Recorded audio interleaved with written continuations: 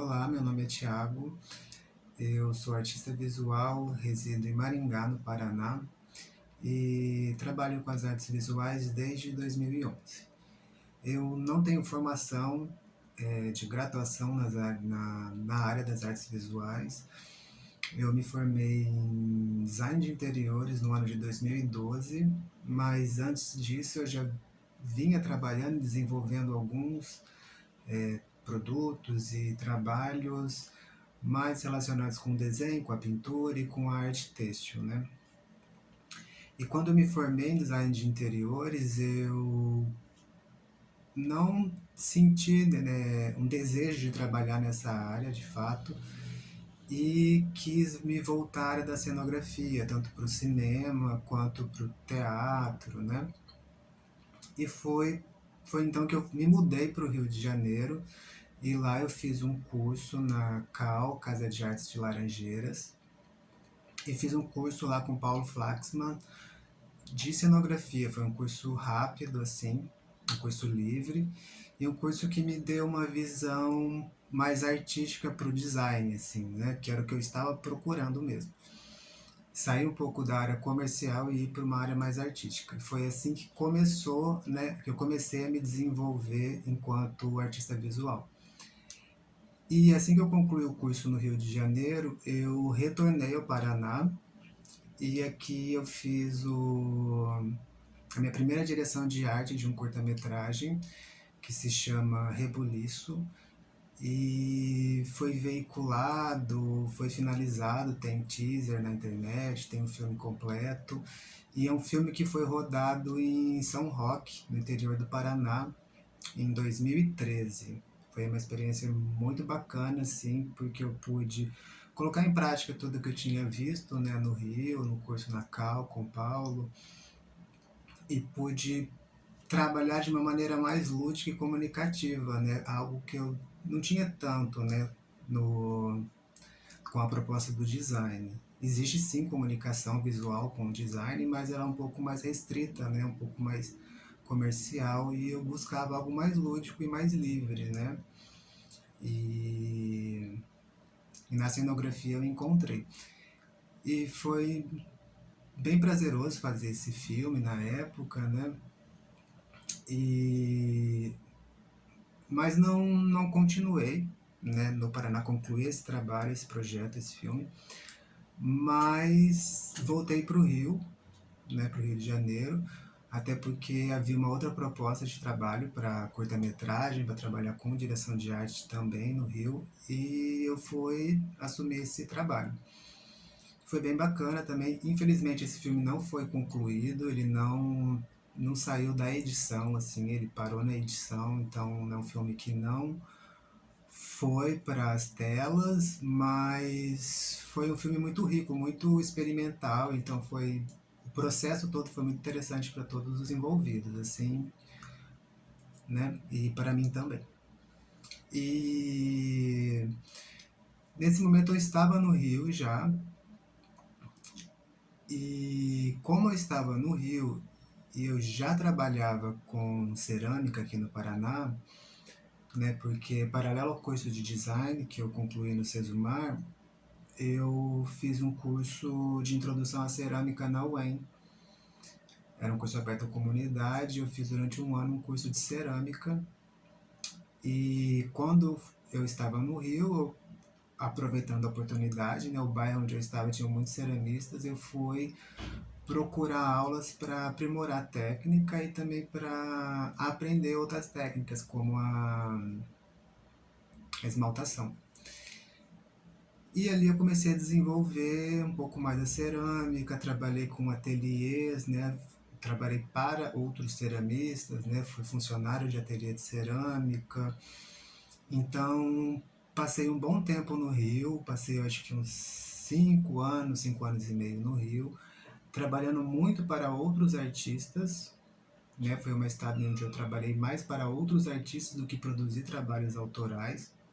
Então, trabalhei nesses ateliês de cerâmica, fazia mockups, né, pequenas maquetes para grandes esculturas de aço. Então eu fazia essa maquete reduzida, né, para esses outros artistas, que no caso eu trabalhava bastante para a Luísa Kim, que era uma ceramista e também uma escultora de grandes escalas.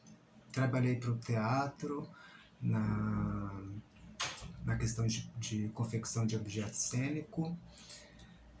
Trabalhei com Eduardo Andrade no Ateliê Arte 5, fiz um trabalho para a Bia Junqueira, que também é diretora de arte, para a peça Rebu, com a participação do Marco Nanini, inclusive, foi uma peça bem interessante, um trabalho interessante de desenvolver com ela, né? Então eu fiquei nesses anos do Rio, né, quando eu volto para o Rio para terminar, para fazer aquela proposta de curta-metragem e depois viver o Rio de Janeiro, né? Eu estava ali aberto a todas as possibilidades. E o que foi me acontecendo foi essa abertura para cerâmica e também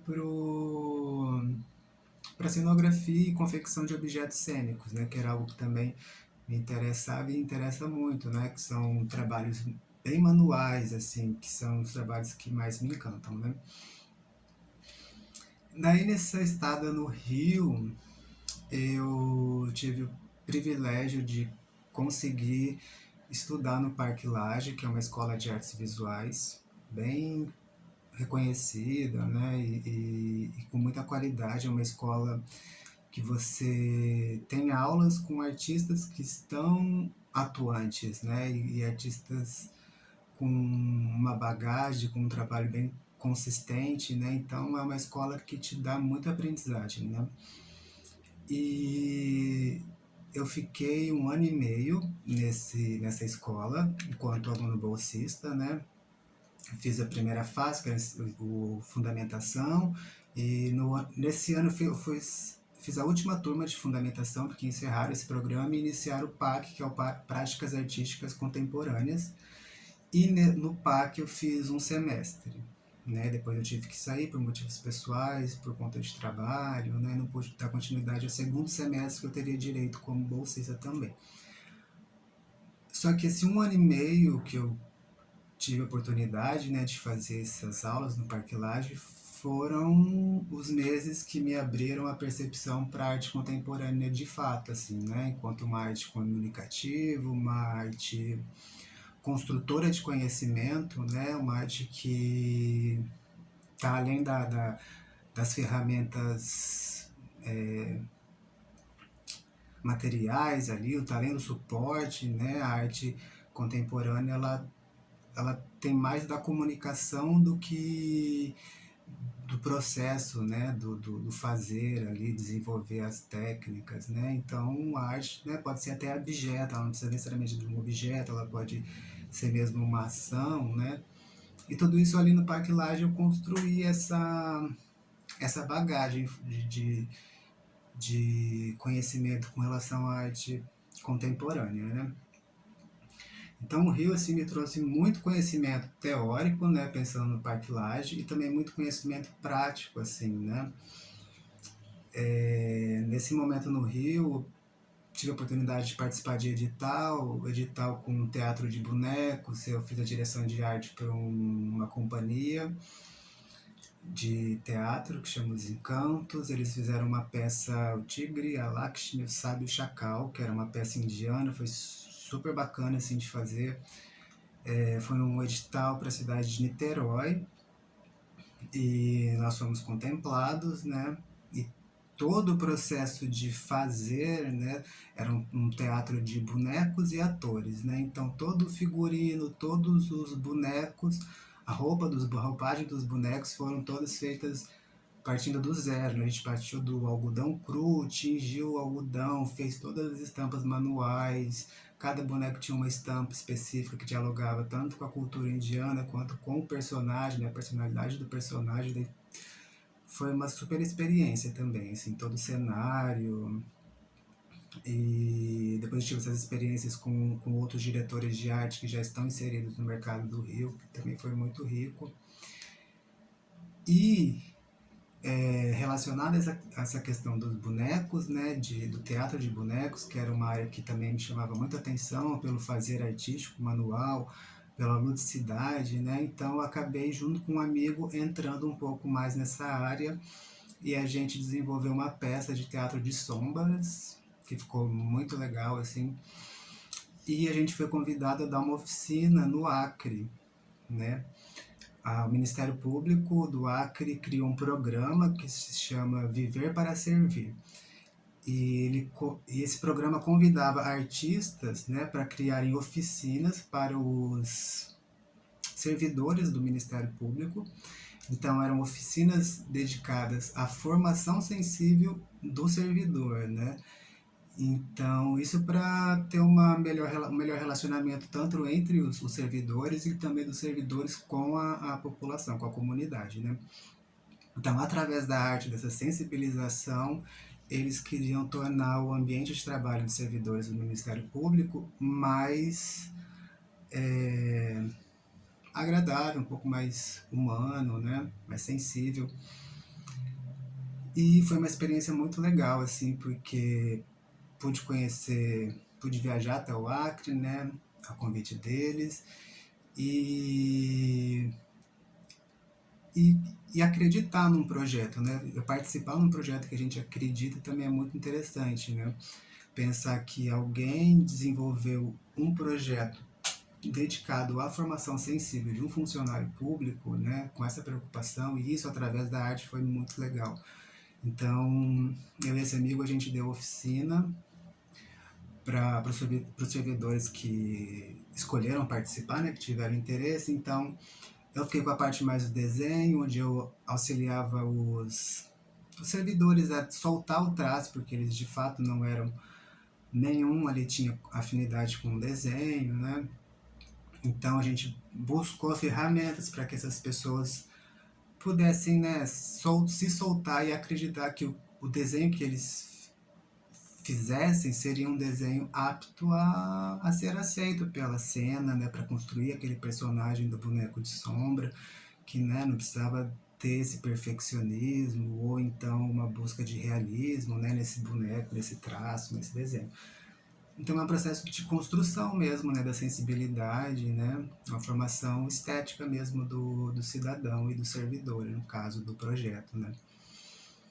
Então, estar no Rio, assim, me trouxe bagagens muito grandes de práticas interpessoais e conhecimentos técnicos, entender com outros artistas como eles desenvolveram seus trabalhos, né, tudo isso foi muito rico. Porém, né, nesses 5 anos eu aprendi muito, mas produzi pouco, assim, né? Com relação a um trabalho autoral, eu estava muito produzindo para outros, né? Por muito tempo, assim. E eu precisei me mudar do Rio em 2017 e recebi um convite para passar uma estadia na Bahia. E fui. Essa pessoa morava em Morro de São Paulo, né, que é uma ilha na Bahia. E fui para lá e fiquei 6 meses na ilha. E essa pessoa, uma amiga, ela trabalha com artesanato, né? Que é uma área que eu gosto muito, assim, que tem muito a ver com os meus anseios, com os meus desejos, assim, com o meu gosto mesmo de trabalho.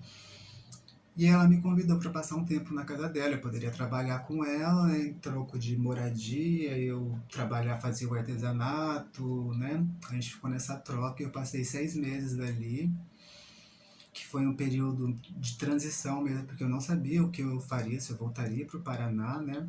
Ou se eu continuaria.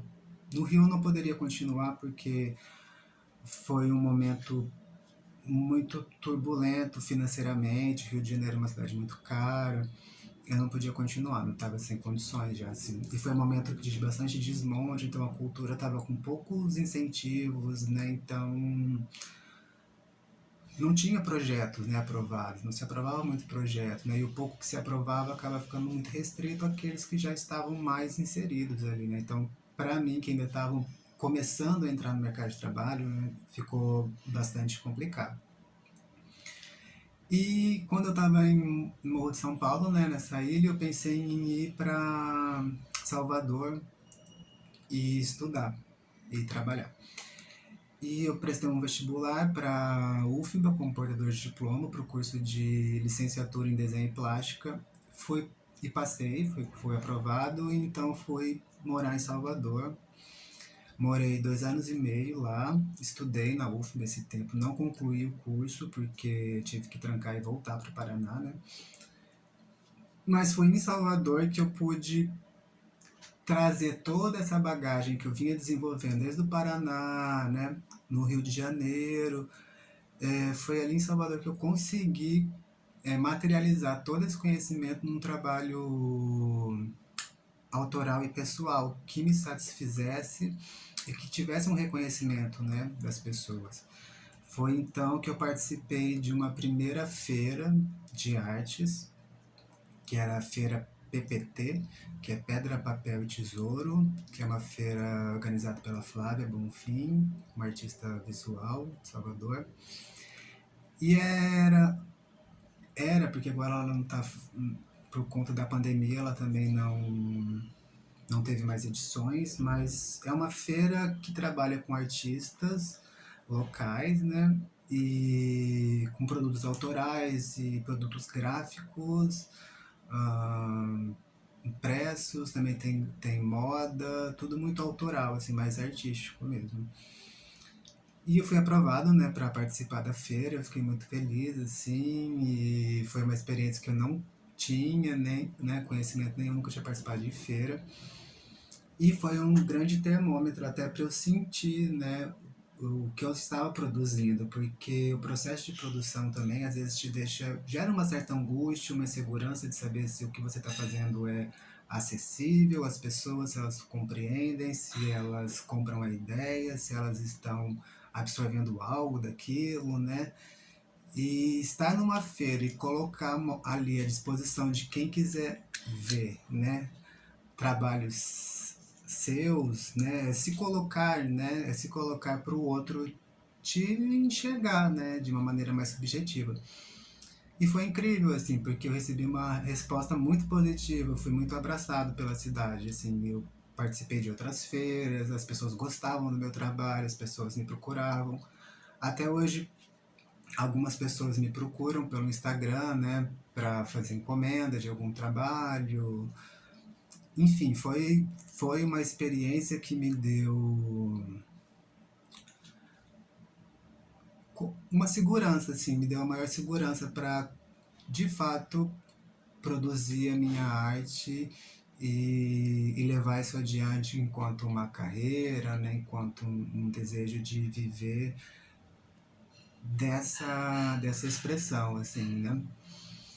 E nessa época eu fazia um trabalho mais intimista, era um trabalho desenvolvido mais ao acaso, tinha muito relação com, com o dia a dia, assim, né? Como que as coisas se mostravam para mim, né? Ou então como algum objeto perdido ali no ateliê, um dia ele não um dia era um objeto que não deu certo, um outro dia era um objeto que se comunicava com uma outra ideia, assim, sabe? Então eu gosto muito disso de esquecer as coisas pelo caminho, porque em outro momento elas vão ter um significado, assim, né? Então eu trabalhava muito com isso, só que ao mesmo tempo que eu gostava e que eu vi que para as feiras funcionavam, né, que o público gostava, eu sentia que esse tipo de trabalho gerava uma dificuldade para eu sistematizar as ideias dentro de uma proposta de projeto para um edital, por exemplo, né?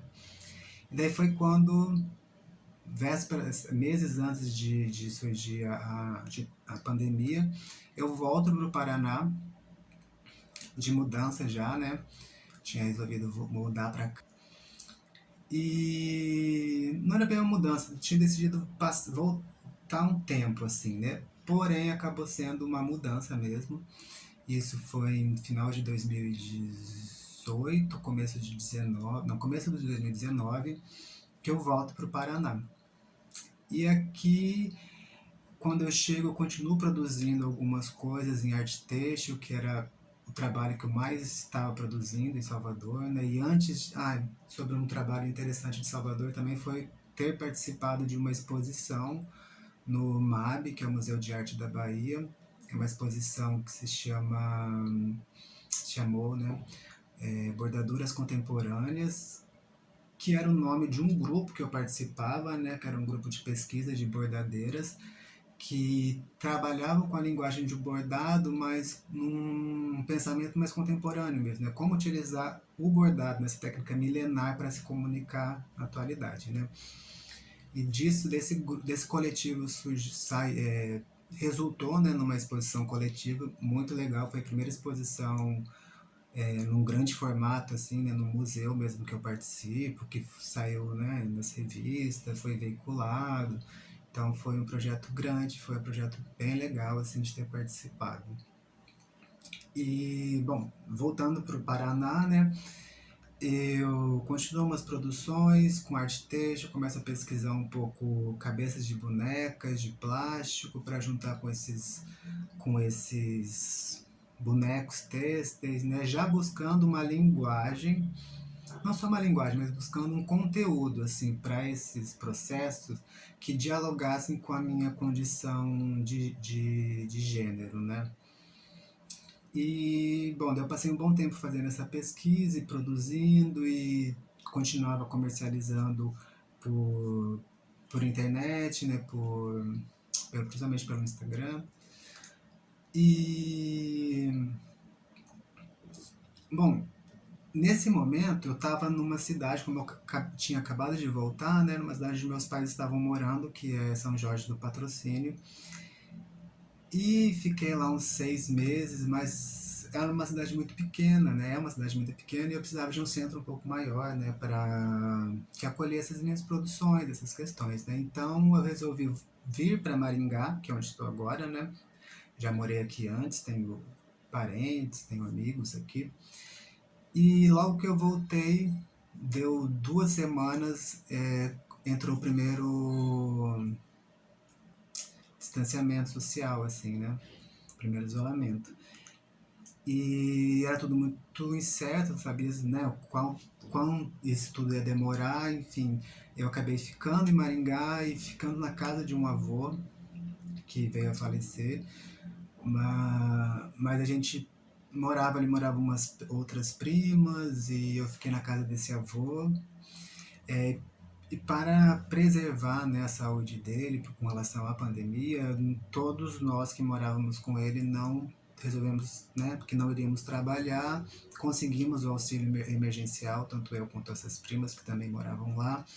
Então 2020 foi um ano puramente de isolamento social, recebendo auxílio emergencial e tentando, né, não conseguia, mas eu vim, né, essa vinda de São Jorge para Maringá foi pensando em voltar a participar de feiras, né, expor, vender, né, continuar esse movimento, ser reconhecido pela cidade, talvez, né, surgir outras propostas e tal.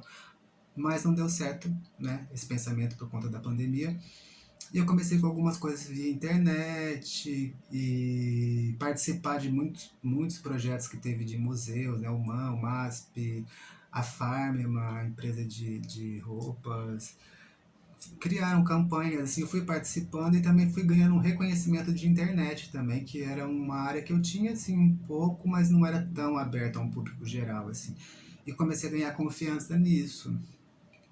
E a partir de 2021, eu passei a fazer rifas, né, como forma de levantar dinheiro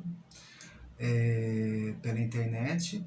Então eu cheguei a fazer 2 rifas. A primeira foi rifa de desenhos originais e a segunda foi uma rifa de print e objeto têxtil. E também uma encomenda de objeto afetivo, de bordado afetivo, que foi uma outra ferramenta que eu criei durante a pandemia para sobreviver, né, para fazer um dinheiro durante a pandemia. Eu recebia essas imagens, né, geralmente fotografias, e passava isso para um bordado em camiseta, né, dependia de qual suporte o cliente, né, queria.